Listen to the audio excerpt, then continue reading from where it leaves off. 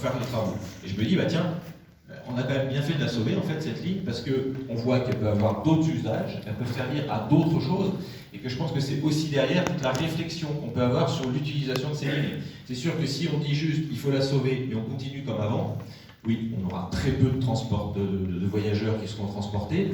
En fait, toute la question, elle est comment, justement, cette colonne vertébrale, en fait, sur un territoire, comment on l'utilise, comment on la met au centre de l'aménagement du territoire, comment on la met au centre des questions d'urbanisme autour de ces lignes. Et c'est toute cette réflexion-là qu'il faut avoir. Quand j'étais petit, plus jeune, quand j'allais au lycée, cette ligne de chemin de fer, on se mettait sur le quai et on levait le bras et le train s'arrêtait. C'était assez simple, hein, en fait, il s'arrêtait. On avait plusieurs gares le long de cette ligne, jusqu'à Grenoble, hein, ça fait 60 km. Et ça jouait son rôle, justement, très fortement, justement, de dessert des territoires. Voilà, petit à petit, voilà, on ne pouvait plus faire ça. Ensuite, la gare a disparu, puis jusqu'à quasi la fin de la ligne. Là, on est en train de remonter la pente.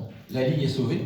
Mais maintenant, moi, je me bats et on est plusieurs à se dire, mais maintenant, il faut pas avoir peur. Ça veut dire que si on veut sauver la ligne, ben, ça veut dire qu'il faut aussi peut-être penser à la réouverture de gare, repenser, c'est ce que disait tout à l'heure, ce qui a été dit tout à l'heure, repenser ce qu'est une gare, qui doit être un pôle en fait sur lequel on peut recentrer mais énormément de choses, que ce soit effectivement sur d'autres déplacements, sur l'aspect aussi touristique autour des territoires, sur l'aspect commerce aussi, parce que c'est vrai qu'on peut voir des zones de tiers-lieux aussi qui peuvent être affectées autour de ces gares. Enfin, on peut avoir une vraie imagination autour de ça. La question du fret, puisque c'était posé aussi, mais même du petit fret.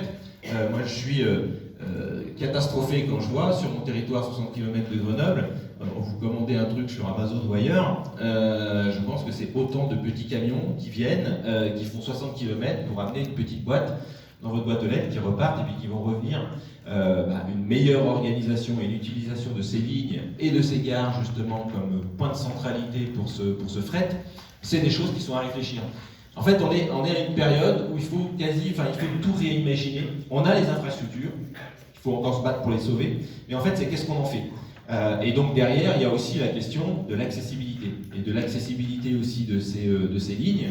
Moi, je pense que, si je reprends l'exemple de ma ligne, parce que je trouve qu'elle est aussi assez caractéristique, aujourd'hui, quelqu'un qui veut descendre à Grenoble, c'est 11,80 €. S'il n'y a pas d'abonnement, voilà. En vrai, la personne, elle ne prend pas le train, parce que ça coûte moins cher en voiture, elle se débrouille à se mettre à plusieurs dans une voiture, etc. Alors on peut se dire, c'est très bien. Mais à un moment donné, si on a une infrastructure, si on veut qu'elle fonctionne, si on veut qu'elle rende service, et donc du coup, si on veut qu'elle soit résiliente, ça veut dire aussi qu'elle soit accessible, et donc ça veut dire aussi réfléchir sur cette question de la tarification, sur comment justement on change ces habitudes-là, parce que des gens qui n'ont jamais forcément pris le train, comment à un moment donné on les amène justement à utiliser le train, à se dire, en fait, le temps que j'ai passé dans le train, j'ai peut-être pas trop perdu mon temps. J'ai pu soit dormir, soit travailler sur mon ordinateur, envoyer des mails, etc. Et j'arrive au centre-ville. Et en fait, je m'aperçois que par rapport à quand je prenais ma voiture, je mets le même temps, voire même c'est même plus court, mais en même temps, j'ai fait plein d'autres choses. Tout ça, c'est des changements d'habitude, et c'est ce qui a été dit par le représentant de l'ADEME aussi. Je pense que, en prenant l'exemple aussi du vélo, il y a la question des infrastructures, elles sont nécessaires, mais si on n'a pas la politique derrière d'accompagnement justement sur ces changements d'habitude, à la fois ça passe par la tarification, ça passe par la facilitation aussi pour accéder à ces infrastructures, ça ne fonctionne pas. Donc c'est vraiment c'est sur ces deux jambes sur lesquelles il faut avancer, et ça pose la question évidemment du financement des infrastructures.